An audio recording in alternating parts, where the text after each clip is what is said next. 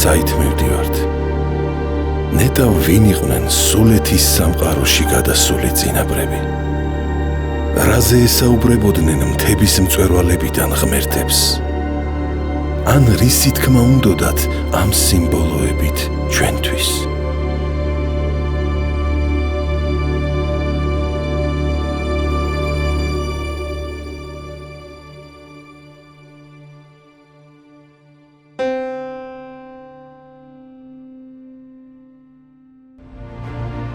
სოფლიოს თითქმის ყველა მხარეში გვხვდება უზარმაზარი ლოდებით აგებული უძველესი არქიტექტურული ობიექტები, რომლებსაც სამეცნიერო ლიტერატურაში მეგალითები ეწოდება. ტერმინი მეგალითი ბერძნულიდან მომდინარეობს და დიდ ქვას, ანუ დიდ ლოდს აღნიშნავს. მეგალითური ნაგებობების კვლევა მსოფლიოში უკვე 100 წელზე მეტია მიმდინარეობს. უძველესი მეგალითები გავრცელებულია თითქმის მთელ დედამიწაზე. მათ წარმოშობაზე ისტორიული წყაროები არ მოიპოვება. მსოფლიოს ხალხთა მითებისა და ლეგენდების თანახმად, მეგალითური ნაგებობები ზებუნებრივი არსებების, გოლიათების ან ციკლოპების მიერ არის აშენებული. ჯერჯერობით საქართველოს მეგალითების ძალიან მცირე ნაწილია მეცნიერულად შესწავლილი. ამიტომაც საქართველო ჯერ კიდევ თეთრ ლაქად რჩება მსოფლიო მეგალითური კულტურის რუკაზე. ჩვენი მიზანიც ამ ნაკლებად ცნობილ, წარსულის გრანდიოზულ მატერიალურ კულტურასთან ზიარება. ამიტომაც ვიწყებთ მოგზაურობას მითებისა და რეალობის სამყაროში. ვნახოთ, სად მიგვიყვანს ეს გზა.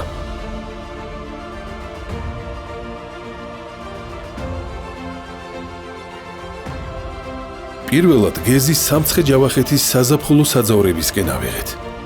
ყველგან სადაც კი თვალი მიწვდება, შეამჩნევთ მესაქონლეთა ბინებს.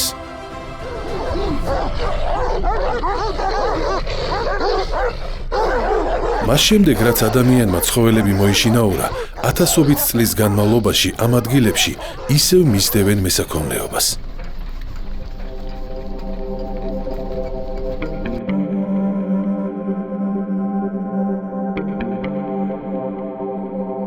ადგილის უცნაურ დარაჯებს გავცდით და გრძელ თოვლის მთაზე შევუდექით ასვლას. გარემო ვულკანური ქვებითაა მოფენილი. თითქმის 2900 მეტრ სიმაღლეზე უძველესი მეგალითური სადგომია.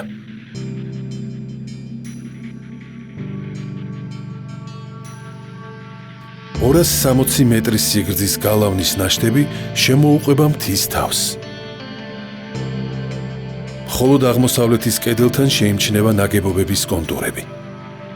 დროჟამს თავისი ხელი დაუტყვია აქაურობისთვის. მშრალი წყობით ნაშენი გალავნის კედლები ზოგიერთ ადგილას მთლიანად ჩამოშლილა, თუმცა მაინც უზარმაზარ შთაბეჭდილებას ტოვებენ მნახველზე.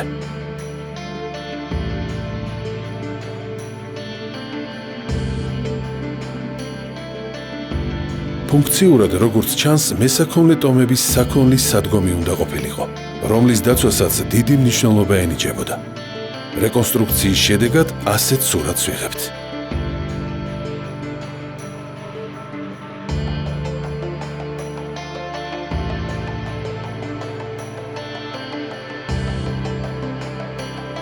გრძელთოვლიდან დასავლეთით, სოფელ განძანის მიმართულებით 10-12 კილომეტრში, ორი ხეობის ხერთვისში დაახლოებით იგივე ზომის მეგალითური სტრუქტურაა.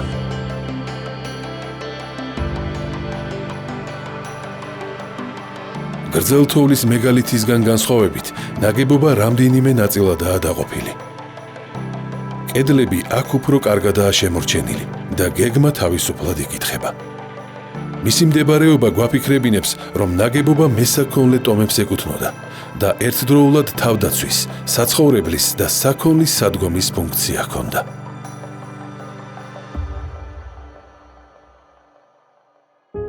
აქედან დმანისის მუნიციპალიტეტში გადავდივართ და ახლანდელ სოფელ დაგარახლოს სიახლოვეს, ლუკუნის მთაზე ჩვენ მიერ შემჩნეული ობიექტის დასაზვერად მივემართებით. მაღლა ასულებს დაახლოებით იგივე სურათი გვხვდება. გავცვალოთ ეს.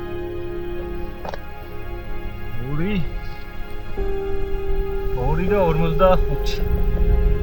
თითქმის 2 მეტრანახევარი არის სიგა. 3000 კვადრატული ფართობის შემოზღუდული იყო მძლავრი კედლებით, რომელიც დამატებითი კოშკებით და კონტრფორსებით იყო გამაგრებული.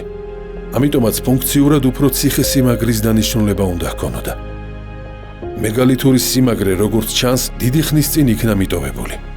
კედლები თითქმის მიწის დონემდეა დაშლილი. მისი ნაწილი ადგილობრივ მოსახლეობას გამოუყენებია და საქონლის სადგომი მოუწყვიათ. თუმცა ამჟამად ალბათ აღარ იყენებენ. ამ შემთხვევაშიც რეკონსტრუქცია გვეხმარება მისი გეგმარების დადგენაში.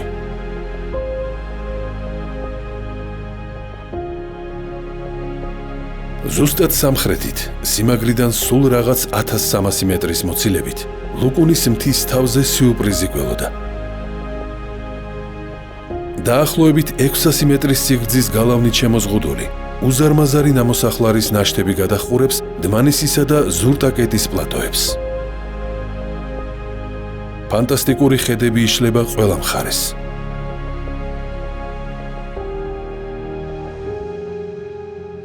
ნამოსახლარი მთის სამხრეთ ექსპოზიციაზე ტერასულადაა განფენილი.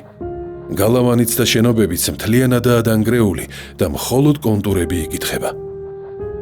მიუხედავად თავისი გამორჩეული მდებარეობისა, მეცნიერებისთვის იგი აქამდე შეუმჩნეველი დარჩა და ამიტომაც მასზე არანაირი ცნობა არ იძებნება. რეკონსტრუქციის შედეგის მიხედვით, ნამოსახლარი საოცარ მსგავსებას ამჟღავნებს უძველეს ხეთურ ქალაქებთან.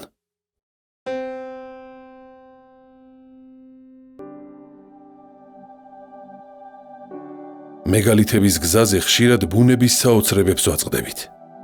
ეს ქვა ალბათ პალეონტოლოგებს ნამდვილად დააინტერესებთ. ის აშკარად ჩლიქების კვალს გავს თითქოს. მარტო ის კი არა, ეს ციცების ისენია ჩათოჯდომი. დათვი მისდევდა რაღაცა ჩლიქოს. შენ ხუმრობ არა, მე მგონი მართლა ეგ არის.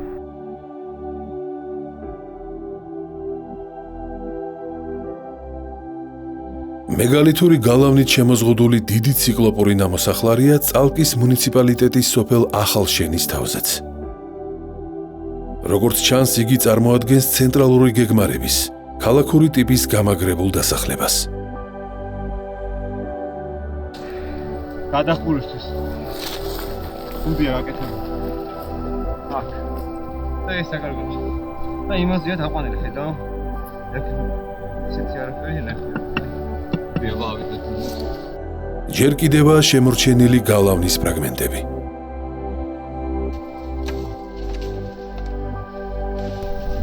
და 2 მეტრი შენარჩუნებული.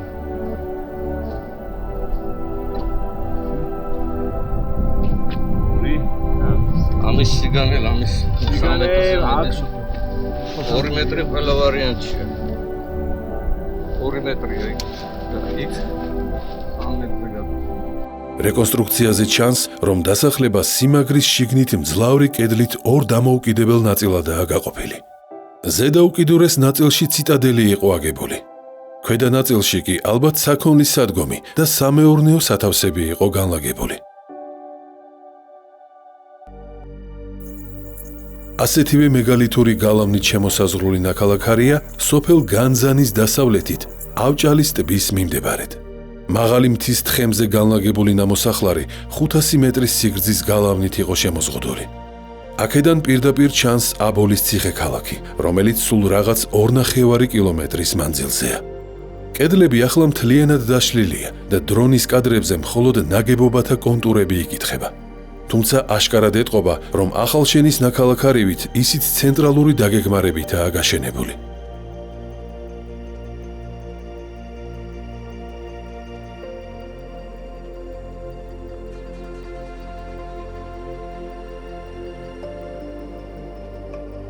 მსგავსი კონფიგურაციისაა ზიარათის ციკლოპური ნაქალაქარიც, რომლის კედლების დიდი ნაწილი დეფორმირებულია.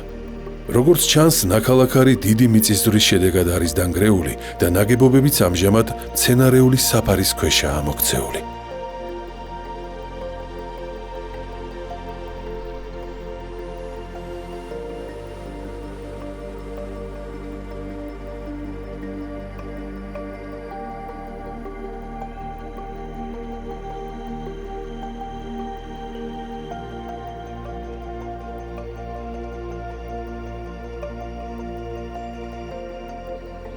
აქედან ხელის გულზე ჩანს თითქმის მთელი ჯავახეთი. წარმოუდგენელი სილამაზე იშლება ჩვენ თვალწინ. გარდა სულ 1000 წლეულებს და ბუნებრივ კატაკლიზმებს შედარებით კარგად გაუძლო და ჩვენამდე მოაღწია ტონთიოს გრანდიოზულმა მეგალითურმა კომპლექსმა. ჯერ კიდევ მყარად დგას ციტადელის 3 მეტრის სიგანის კედლები. გარდა გარე გალავნისა, ტონთიოს ნაქალაქარს დამატებითი 3 თავდაცვითი თხრილი შემოუყვებოდა. ბრინჯაოს ხანაში იგი ერთ-ერთი უძველესი ქვეყნის ცენტრალური დასახლება უნდა ყოფილიყო. ამ ვარაუდ სამყარებს მისი სტრატეგიული მდებარეობა, რომელიც საშუალებას იძლეოდა გაეკონტროლებინა უზარმაზარი სივრცე და მასზე გამავალი ძველი სამყაროს საქარავნო გზები. დიდი ხანია ტონთიოს ციხე-ქალაქმა ფუნქცია დაკარგა. ახლა გარემოს მხოლოდ წარსულის გაქვავებული დარაჯები აკონტროლებენ. ქარი ცდილობს დაწყვიტოს ობობების გაბმული ქსელები, რომლებიც თითქოს იჭერენ დავიწყებისთვის განწირულ ციტადელის მეგალითურ კედლებს.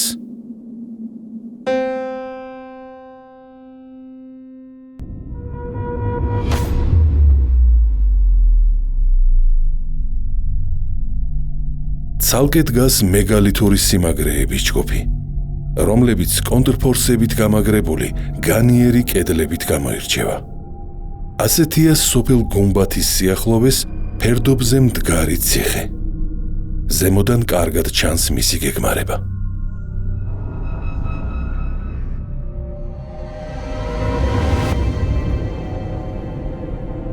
წინა კედელი განსაკუთრებით გამაგრებული აქვს ავრანლოს ზედა მეგალითურ ციხეს, რომლის ერთ კონტრფორსს კოშკის ფორმა აქვს.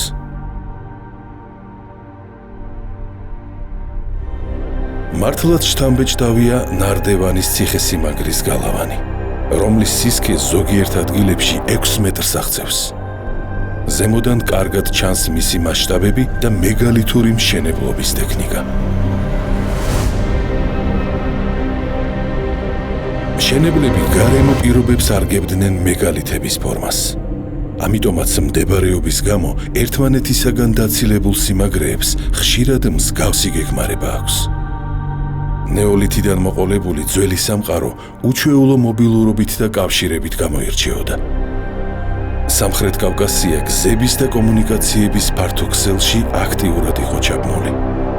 მეგალითური ციხესიმაგრეებიც მაშინდელი სავაჭრო გზების და გადასასვლელების გასაკონტროლებლად იგებოდა.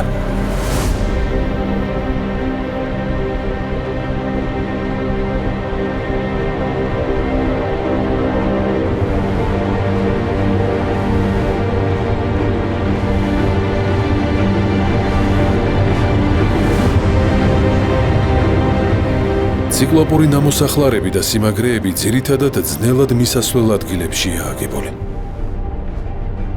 მშენებლობის ტექნიკის თვალსაზრისით გასაოცარია მათი ცოდნა. ამ შენობებმა ხომ ათასობით წელს და მიწისძვრებს გაუძლო. დღესაც გაუგებარია, რანაირად ახერხებდნენ ამ ხელა ლოდების აწევას და ერთმანეთზე მორგებას. თავიანთი ოსტატობის დასტურად ამ უზარმაზარი ყვავილის სახით ალბათ მინიშნება დაგვიტოვეს ბუზავეთის ქარის ციხის უძველესმა მშენებლებმა. საინტერესოა, რომ ქარის ციხე გარეგნულად დიდ მსგავსებას ავლენს სარდინიის ნურაგული კულტურის ძეგლებთან. თუმცა ის ერთადერთი მაგალითი არ არის. ნურაგების შიდა სივრცეების არქიტექტურა საოცრად ჰგავს ბორჯომის ხეობაში მდებარე მეგალითური ნაგებობების ინტერიერებს. ტყის სიღრმეში მიკარგული კოშკი ღელის ნამოსახლარის დარბაზები ძირითადად ჩაქცეულია და სრულად მხოლოდ ერთია შემორჩენილი. გეგმაში 4-კუთხა შენობა მრგვალი გუმბათითაა გადახურული.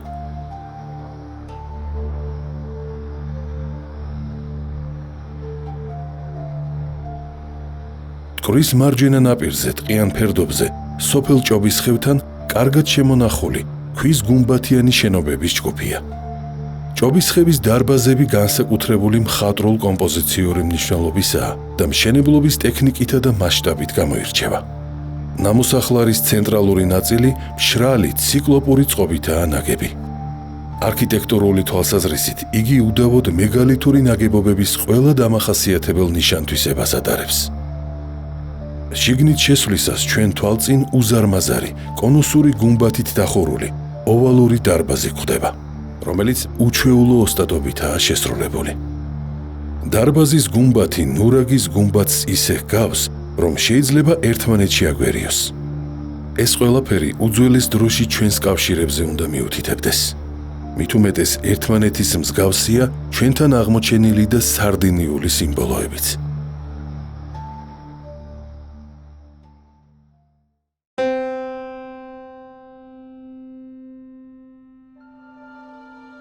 თითქმის ყველა უძველეს მეგალითურ ნამოსახლარს თავდაცვითი ზღუდეები აქვს გარშემორტყმული, თუმცა ზოგიერთი მათ გარეშეცაა, მაგრამ მშენებლობის ტექნიკით უდავოდ მეგალითურ კულტურას განეკუთვნებიან.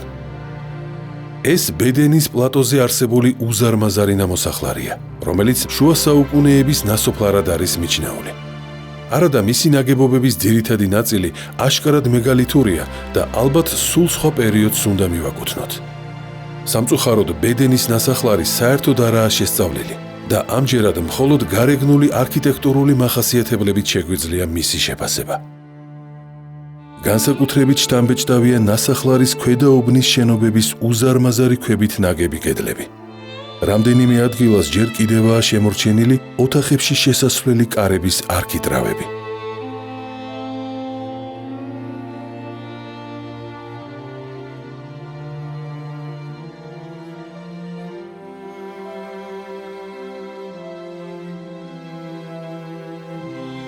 ბედენის მსგავსია ჯავახეთის პლატოზე მდებარე უძველესი ნაისის ნასახლარიც. ყველგან მეგალითური სტრუქტურებია. მშენებლობაში აქაც უზარმაზარი ლოდებია გამოყენებული. ტერიტორიაზე გვხვდება მენჰირების მსგავსი ვერტიკალურად მდგარი ქვები. აბოლის მთის დასავლეთით სოფელ ვარევანის სიახლოვეს მდებარეობს ვარდციხის სახელით ცნობილი ნასახლარი. ცხოვრება აქ გვიან შუა საუკუნეამდე გრძელდებოდა. ტერიტორიაზე სხვადასხვა პერიოდის შენობების ნაშთებია, თუმცა ბევრგან შეინიშნება ადრეული დიდი ლოდებით ნაგები სტრუქტურები. ერთის შეხედვითაც კი თვალშისაცემია რამხელა განსხვავებაა ვარდის ციხის ნასახლარის მეგალითურ ნაწილსა და დასახლების დანარჩენ ნაგებობებს შორის. აქ ყველაფერი არაადამიანური ზომისაა. ამის შემხედვარე მართლაც დევის სახლში მოხვედრილ ნაცარქექიად იგრძნობ თავს.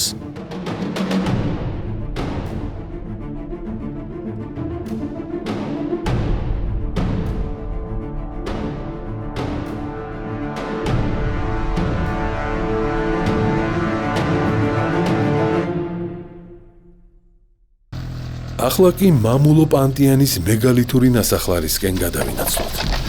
ზაფხულში მისვლა გაჭირდა. სად მივდივართ? მდრინა არ მაქვს. მოვედი. ისკენ მიმავალი გზები ლამის გაუვალ ჯუნგლებად იყო ქცეული. იძულებული გავხდით გვიან შემოდგომით დაბრუნებულიყავით.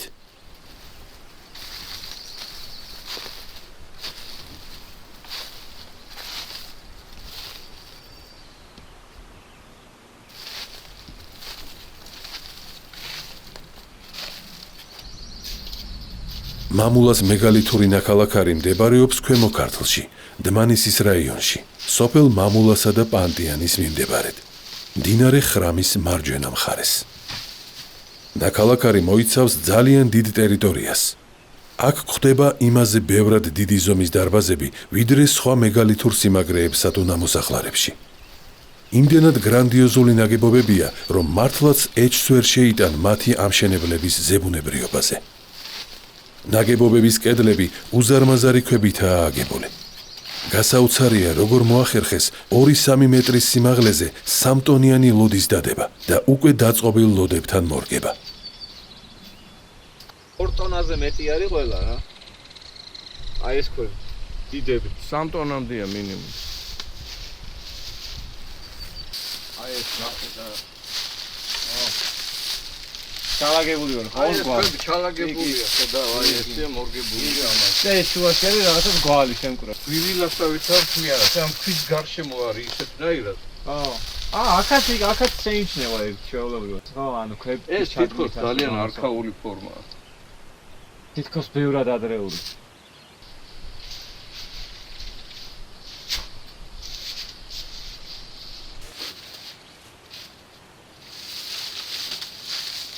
ამოგიდგენია დათო თან ორ წება დააქვთ ეს ქვები დალაგებული სტანდარტულად. და ვერ ხვდები საცხოვრებლად აკეთებს დაშენებას, მართლა ანუ ვისგან იცავ თავს, ანუ ვინ ცხოვრობ ესეთი რომ ამხელა კედლებს აშენებს. მითები და ზღაპრები ხალხის უხსოვარ დროში ჩაკარგულ ისტორიის ანარეკლად უნდა მივიჩნიოთ, რომლებიც ალეგორიულად სიმბოლოების ენაზე გადმოსცემენ ადამიანთა ისტორიაში მომხდარ ეპოქალურ ცვლილებებს და მოვლენებს. როგორ არ გავიხსენოთ ძველი ქართული თქმულებები, რომლის თანახმად ძველად დევები ადამიანებთან ერთად თანაარსებობდნენ. ადამიანები მიწურებში ცხოვრობდნენ, დევები კი მიწის ზედა სახლებში. აი აქ უკვე ნაცარქექიების უბანში ვართ. არავინ იცის, სად და როდის შეიქმნა ნაცარქექიას ზღაპარი. ისეთი შთაბეჭდილება იქმნება, თითქოს კომპლექსის ზედა ნაწილი გოლიათებით იყო დასახლებული, ქვედა კი ჩვეულებრივი ადამიანებით. დასახლება შუა საუკუნეებში ხელახლა აუთვისებიათ და შენობებიც მიუმატებიათ. ნაქალაქარის ტერიტორიაზე წრიული მეგალითური გალავნის შიგნით განვითარებული შუა საუკუნეების დარბაზული ტაძარია. აქვე მის სიახლოვეს გადატეხილი მენჰირი დგას, რომლის ნაწილიც იქვე გდია.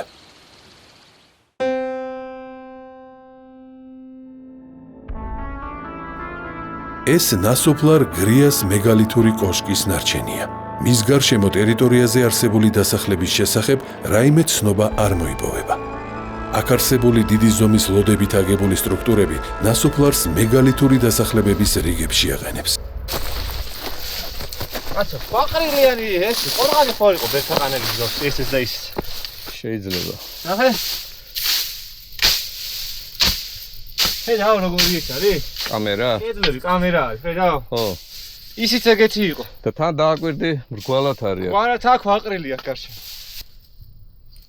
სამარხი კამერაა.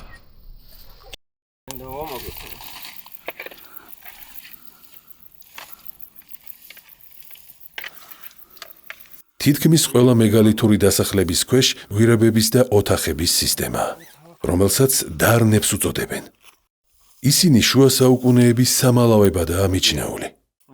რა თქმა უნდა, შუა საუკუნეებში აშენებული მიწისქვეშა დარნებიც და სამეურნეო სათავსოებიც მრავლადაა, მაგრამ მშენებლობის ტექნიკით და სამშენებლო მასალის ზომებით მათ შორის განსხვავება აშკარაა.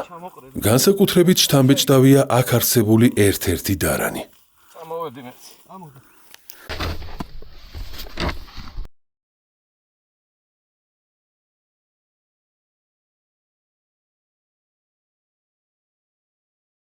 ეგ ერთი ქვის კარი არის და ეხა ქვემოთ მეორე ქვის კარია და დარბაზი. და აქ უკვე მივდივართ დარბაზების სისტემაში და თუ უზარმაზარში და გასასვლელები არა? კი, მარცხნი, მარჯვნი, უბრალოდ მიწით არის ამოვსებული. მოდი შემოდი ვთხილად.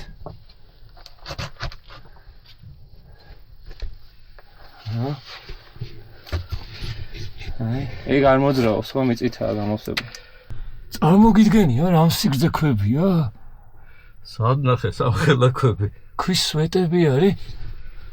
რამოდენიმე 3-4 მეტრი? აუ, დათო, იქით. გრძელდება? გადის დარბაზია კიდე. შევფოფხდეთ? გასასვლელი კიდია იქით.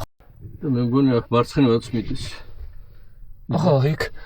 მოკლედ ეს რო გაწმენდილი იყოს, არა შეიძლება ქვემოთ ჩასასვლელი. აქ რა ხდება დათო, აქ აქ შესულა. რაღაც ჩასასვლელი ძანისია. ერთი იმდენი დასახლების არის მიწის ქვეშ ამ ამოშენებულ ამოყვანილ სისტემაში. აი აქაც გადის. ეს ხოთა შორის ადვილი გასაწმენდია. ქვიშა არის ჩამოტანილი წვიმისგან. აქ შენი ფანარი დაგჭირდება, სიღრმეში შევანათოთ. აუ, დათო, რამხელა დერეფანია. კიდე არა? კი, მოდი შენი ფანარი შორს რო ანათებს. ეგ გჭირდება. მოდი, წამოდი ავადათ. ოჩახ. ესე შენი სპელეისტიკა. აი აქ უნდა შეანათო შენ შორს. აუ, ნახე სადამდე მიდის. აბა. ცოტა კიდე შეანათე. აი. აუ. და კიდე მიდის მარცხნივ.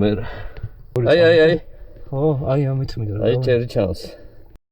და მიდის სიღრმეში მე უფრო მიწა იყრება მთლიანად. აქეთ აი ჩემს ფეხებთან არის შესასვლელი. აქეთ აი აქ აი. ხო აქეთ. აქეთ უკვე განიერი შესასვლელია მაგრამ. დერეფანია ხო? არა უკვე ამოვსებულია ეგეც. ეს სპეციალურად შესასწავლია საერთოდ. კაი არის ისო თვითონ კონსტრუქცია გადახურვის და კედლების საკმაოდ მყარი არის ხო? არ არის დაძრული, არ არის ჩამოქცეული.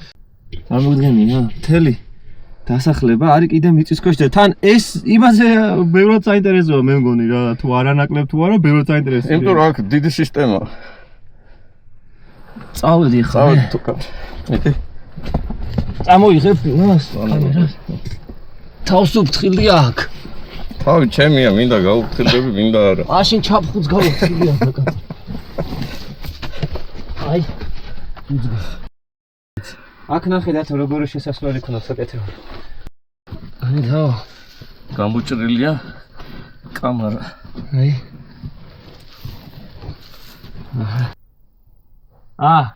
და მე მაქედანაც აი გადიოდნენ აი. ნახე? აი იქით კიდე. აი არქიტრავის ხო ხედავ? ანუ აი არ ვიცი რა ზემოთ არის დასახლება მიწის ზემოთ. იმის ქვეშ არის და ეს ცუდი არიცი რა არის? ჩვენ არ ვიცით ეს ამის ქვეშ მეორე სართულიც არის, მესამე სართულიც არის. თუ არ გაიწმინდა ვერც გაიგებ. დადიება. წავედი გასასვლელისკენ.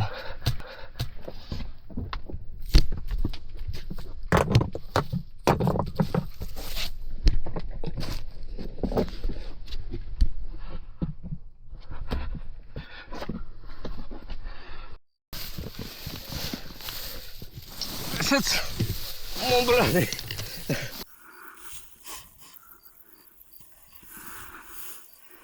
რთული დასადგენია, რომელ ეპოქაში იწყება დარნების მშენებლობა. ჩვენთან მათი გეგმაზომიერი არქეოლოგიური კვლევა ჯერ კიდევ არ არის ჩატარებული. გამოთქმულია მოსაზრება, რომ ისინი უძველეს ბრინჯაოს ხანის მიწისქვეშა დასახლებებს წარმოადგენდნენ, რომლებსაც გვიან შუა საუკუნეებში სამალავებად იყენებდნენ.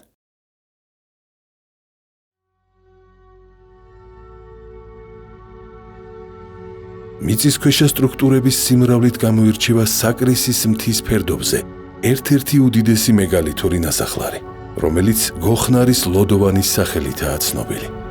იგი მანგლისი წალკის გზიდან სულ რაღაც კილომეტრ-ნახევარში მდებარეობს და შედარებით ადვილი მისასვლელია.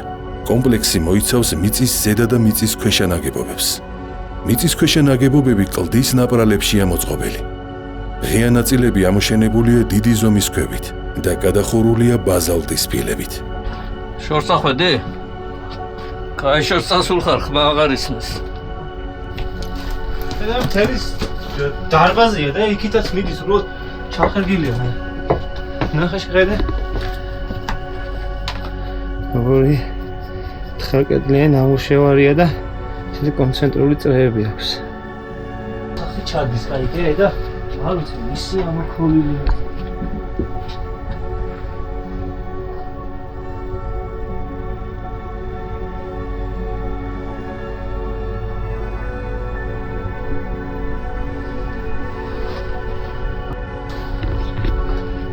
რა არის ეგ?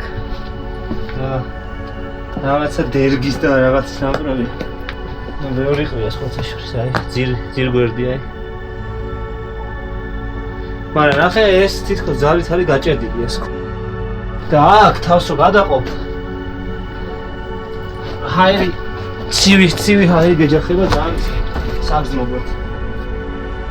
ეს ქვემოთ ჩადის.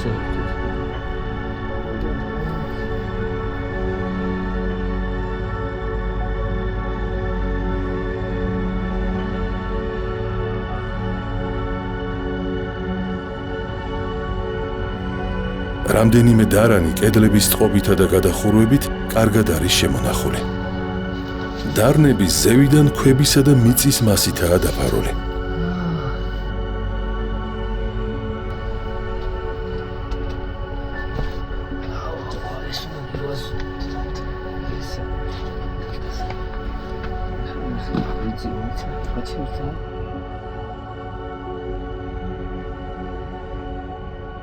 გოხნარის ლოდოვანი ერთ-ერთი საოცრად გრანდიოზული, შთამბეჭდავი და მნიშვნელოვანი მეგალითური ძეგლია საქართველოში.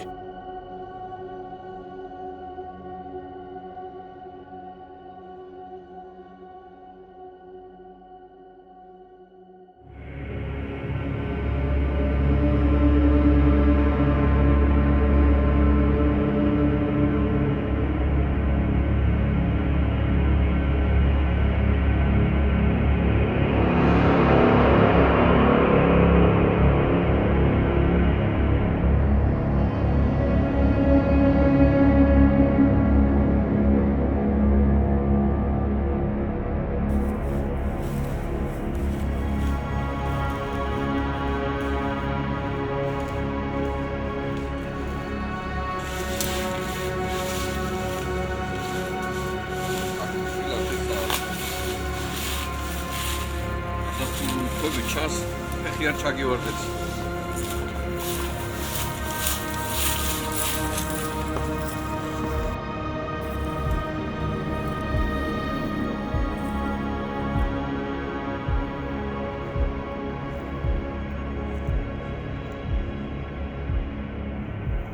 ბედენის ქედის ჩრდილო ექსპოზიციაზე ტყიან ფერდობზე ტერასებადაა განლაგებული საქართველოში ერთ-ერთი უდიდესი მეგალითური კომპლექსი. ბედენის ლოდოვანი.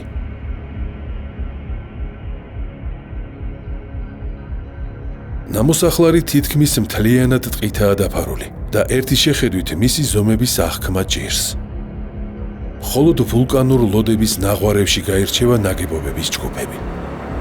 ქვედა დონეზე განთავსებულია ცილინდრული აღნაგობის, ერთმანეთთან დაკავშირებული ოთახების ლაბირინთები.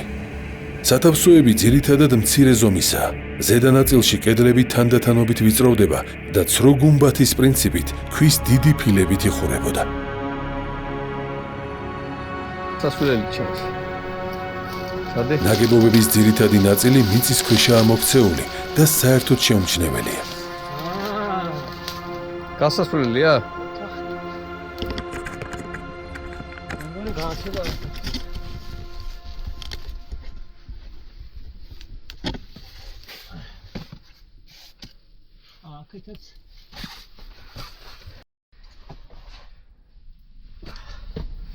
შედავშენ.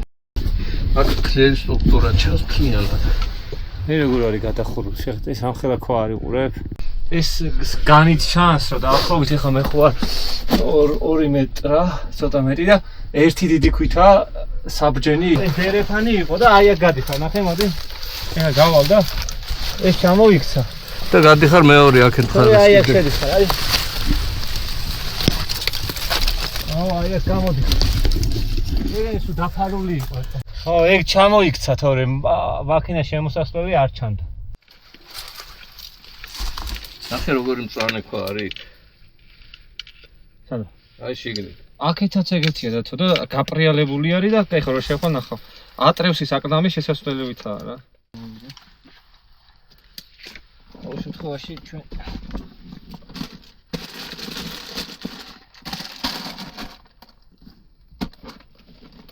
ну შევიხევოთ რა არის როგორ არის წამოვიღებ განათებას ელემენტებს ზედმეტს თუ თოკი რაღაც დაგჭირდა შესაძრომია მე წამოვიღებ ეს ვარ ვათრიო ტყილა შენობების შიგნით უამრავი მიწისქვეშ ჩასასვლელია. რამდენიმე მათგანში ჩვენც ვცადეთ შეღწევა. თიელების წარმოდგენით დევები დღესაც არიან, მაგრამ იმალებიან და თავის დროს ელოდებიან. ხშირად მიწაში ჩადიან და მიწისქვეშ უჩინარდებიან. დევების რა მოგახსენოთ? არ მგონია ამ ვიწრო გასასვლელებში გატეულიყვნენ. აი დათვებს კი კარგად აუთვისებია თაკაურობა. დათვის სუნია. სუნია დათვის.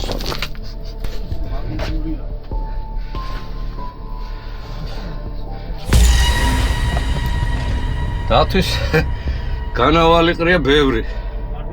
ხო. აი კერამიკა, ხედავ კეცი. დემიდის იქ დიდი ადგილია. კერამიკა იყო დიდი კეცით, ნახე. დათვი არ იყოს აქ. აუ აქეთ ჩადის ბიჭო. აჰა. ჩადის და რამხელაზე ჩადის. მე და იატაკივით აქ ძირს მოსწორებული. იქ ჩადის. მაგრამ თავდება. თავდება? კი. ეს არის დათვის ბუნა კიდე თუ. შაგერ კერამიკა. ეს ანტიკური პერიოდისაა მეგონა. ხედავ? აი ამებს იჭერს ეს. წარმოგიდგენია როგორ იყო აშენებული? ეს როგორ დაადეს ამ ხევა? არ ვიცი, რამხელა წარმოუდგენელი ზომისაა. წავედით. დათვის კაკაშტები. მოკლედ დათვის განავალი გავტკეპნეთ მთლიანად. ზურგით. ავშენდით სინათლეს ვხედავ.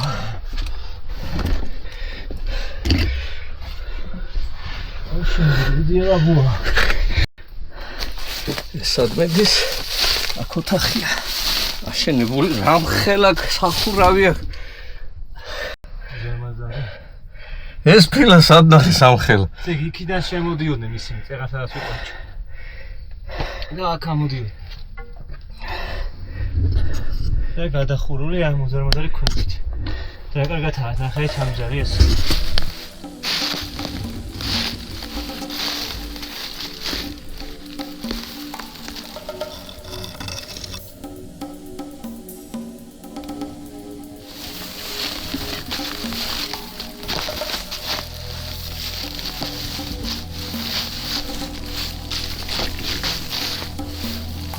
კიდე არის შესასვლელი.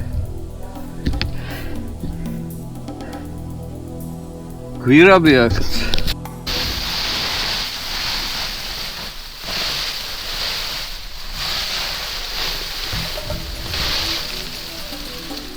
აუ, სად მიდის იცი? ხელა კედლებით არის. რამხელა გვირაბი იცი? მე მგონი თუ მარჯვნივ მიდის, კიდე მიდის. მოდი კედლები ნახე თუ მარცხნე და ესე ჩაქცეული ქვებია ზემოდან. რამხელა ოთახი აქ. დარბაზია.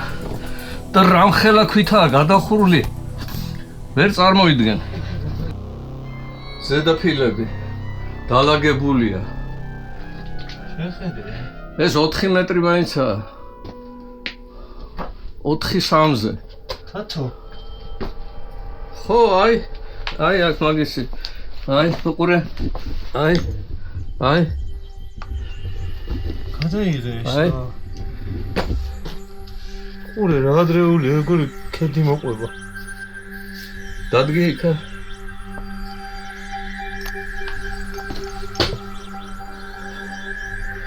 სავსია კოლო. აქეთ ნახე, აი ნახე, მთლიანი ისინია თითქოს გვერდი. უყურე. ნახე ზედ. ვა, ტალღური ორნამენტი. სამკუთხა საჭიროებია, ზაუ რა საინტერესო დარბაზში ამომედით. აქ მთელი კერამიკა ყრია, დამტრეულია მთლიანად ეს ჭურჭელი. აი. გრძელდება და მგონი გასასვლელია. აი აქ ბევრი ჭურჭელის დამტრევია. ნუ ეს ძვლები. აქეთ ყובეჩა, აქ რამდენი არის? დამტრეულია მთლიანად. ოთახი მთლიანად აშენებულია და ძვლები. ნუ ალბათ დათვის შეჭმულია. ახლა სად მივდივართ? ახაც ოთახია, რამხელა გადახურებია. აქ გაგვიჭირდება გაძრომა. გარეთ გადის, მაგრამ გაჭირდება გასვლა.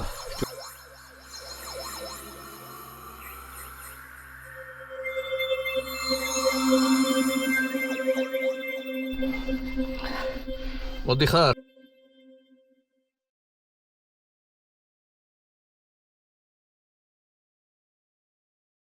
ჩვენ მიერ ნანახი ნატეხზე ამოკვეთილი ნიშანი აშკარა მსგავსებას ამჟღავნებს მტკვარ-არაქსული კულტურის კერამიკაზე დატანილ ნიშნებთან. ნასახლარს საერთოდ არ ეტყობა მეორადი გამოყენების კვალი. იგი ალბათ ერთადერთია, რომელმაც გადაკეთების გარეშე პირვანდელი სახით ჩვენამდე მოაღწია. ამიტომაც მისმა საფუძვლიანმა შესწავლამ შეიძლება მრავალ გაურკვეველ საკითხს მოჰფინოს ნათელი. სავსებით შესაძლებელია ანატოლიაში აღმოჩენილი მიწისქვეშა ქალაქების თანადროული იყოს და ჩვენთვის უცნობი გლობალური კლიმატური კატაკლიზმის გამო იყოს გამოწვეული მათი შექმნის აუცილებლობა.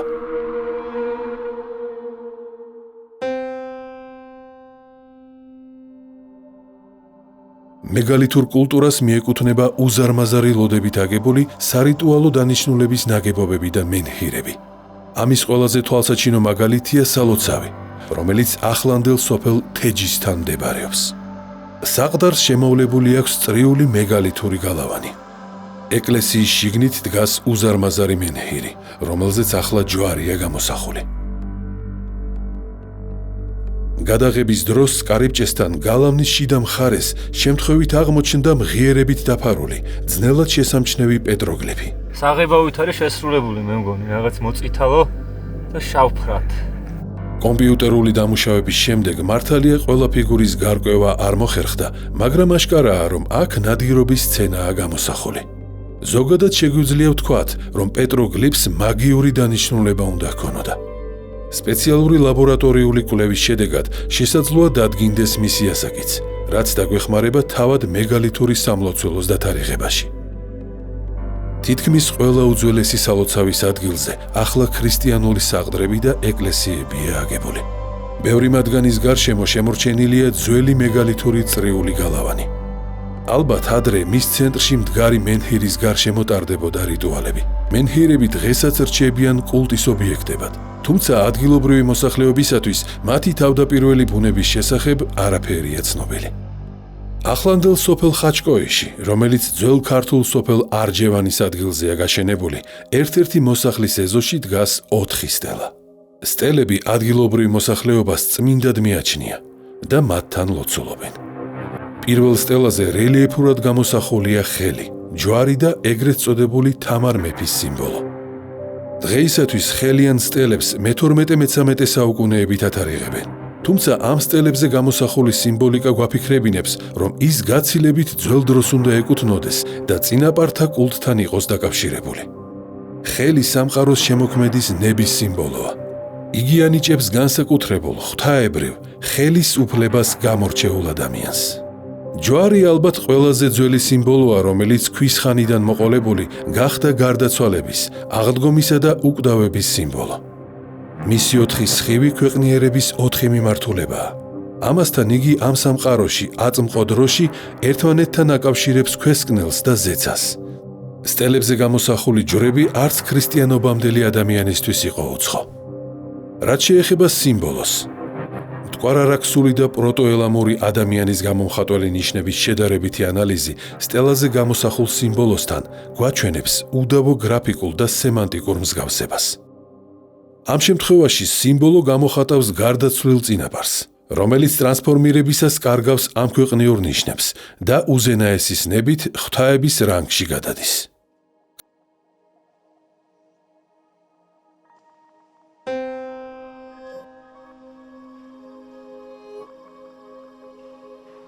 კავკასიაში მეგალითური ქვებით ნაგები გრანდიოზული სამარხი ნაგებობები ძველი წელთაღრიცხვის მესამე-მეორე ათასწლეულის პირველი ნახევრიდან ჩნდება და ძირითადად ყორღანების სახითაა წარმოდგენილი. განსაკუთრებით შთამბეჭდავია ბერთაყანის ყორღანების მეგალითური ტექნიკით აგებული სამარხი კამერები.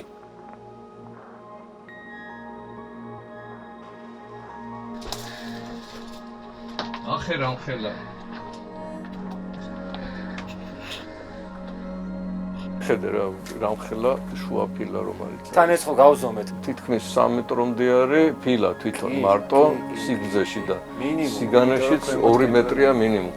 წარმოუდგენელი შრომაა ჩადებული.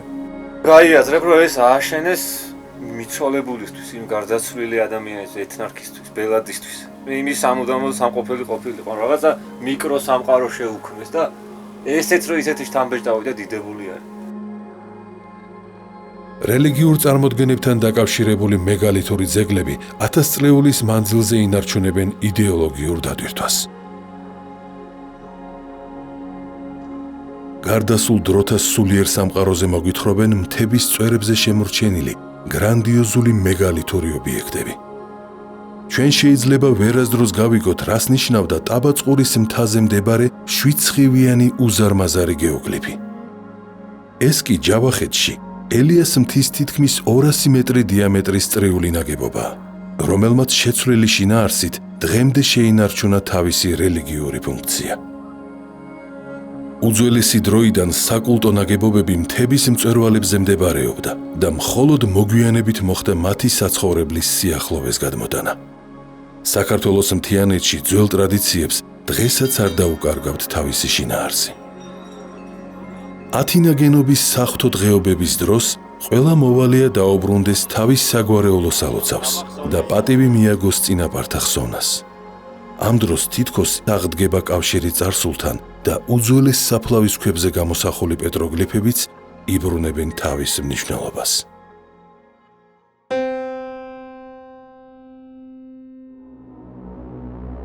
ძველი დროის ადამიანისთვის ბუნებაში ყველაფერი სულიერი და მატერიალური სამყაროს განუყოფელი ნაწილი იყო და თავისი აზრობრივი დატვირთვა გააჩნდა.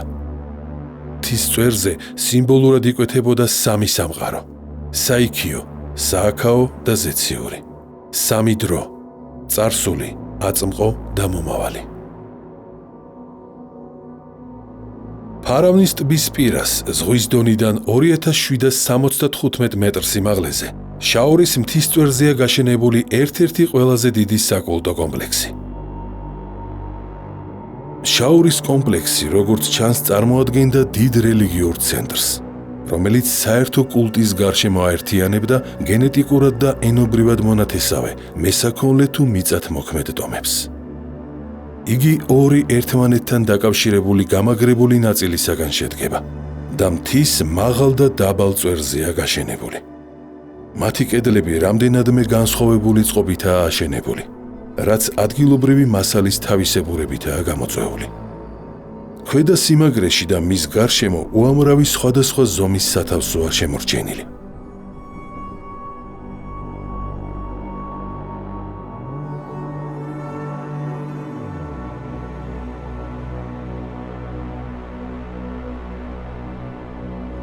ჩამავალი მზის სხივები მისტიკურ საბორველში ხვევს გარემოს. ამ გზაზე მაღლა მიმავალს უცნაური შეგრძნება გეუფლება. თითქოს მართლა წინაპართა სულებთან შესახვედრად მიდიხარ. კარიბჭეში შესვლისას მიცვალებულთა მეწამული მზე უკანასკნელ სხივებში გვახვევს და კიდევ უფრო ამძაფრებს ამ შეგრძნებას.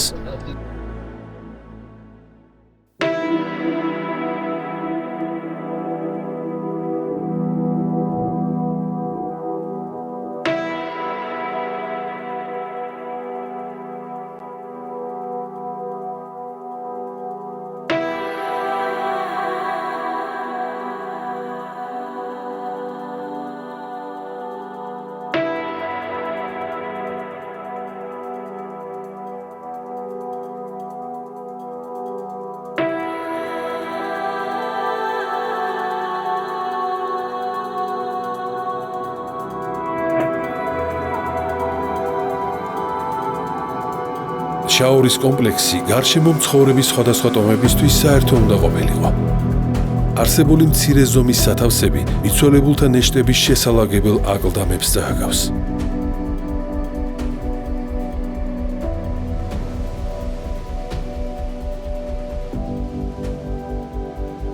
სისხლისფრად შეიღება კედლები. ცის შემყურე გოლიათის მკერდზე ჩაესვენა ღამის მზე. სიბნელემ დაისადგურა წინაპართა სულების ქალაქში. ჯადოსნური ღამე დაიწყო. სულების სინათლით გაივსო აკლდამები. რას გვიყვებიან? რაზე გვეჩურჩულებიან ნეტავ?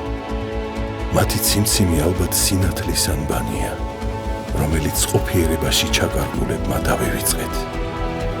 აღვადგენთ კი როდესმე კავშირს განუყოფელ სამყაროსთან.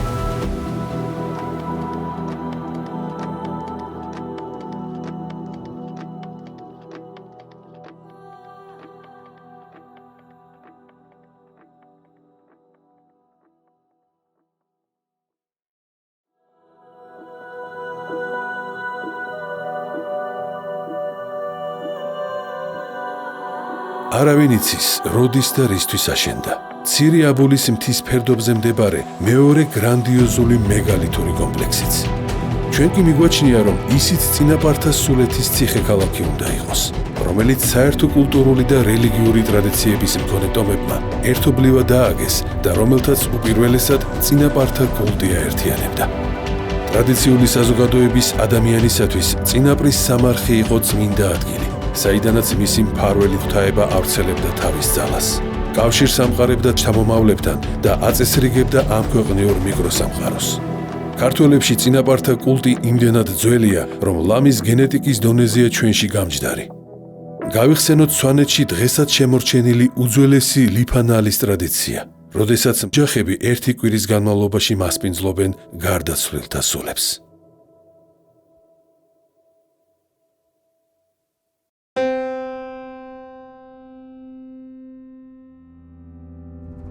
საქართველოში არსებული მეგალითური კულტურის ძეგლები უხსოვარი დროიდან იქმნებოდა. ის იმ გენეტიკურ კულტურული არეალის შემადგენელი ნაწილია, რომელიც ახლო აღმოსავლეთიდან ატლანტის ოკეანემდე იყო განფენილი. ერთ ფილმში შეუძლებელია ჩაეტიოს ის უზარმაზარი მემკვიდრეობა, რაც მეგალითური კულტურის ძეგლების სახით დაგვიტოვეს კავკასიის ტერიტორიაზე არსებულმა ცივილიზაციებმა. მათი შესწავლა ჯერ მხოლოდ საწყის ეტაპზეა და ბევრი რამ არ ვიცით. მაგრამ დანამდვილებით შეგვიძლია ვთქვათ, რომ ეს უძველესი გრანდიოზული ნაგებობები ჩვენი მატერიალური კულტურის განუყოფელი ნაწილია. გაქოვებული წიგნებია, რომელთა საშუალებითაც ჩვენი წინაპრები გვიყვებიან მაშინდელი ხალხების ცხოვრებაზე, კოსმოგონიაზე და მსოფლმხედველობაზე. გავშიფრავთ კი მათ ენას. ისინი ხომ წარსულიდან მითებში დაფარული სიმბოლოების ენაზე გველაპარაკებიან. იმ წარსულიდან, რომლის გააზრების გარეშე შეუძლებელი იქნება თანამედროვე სამყაროში ჩვენი როლის, ადგილისა და დანიშნულების შეცნობა.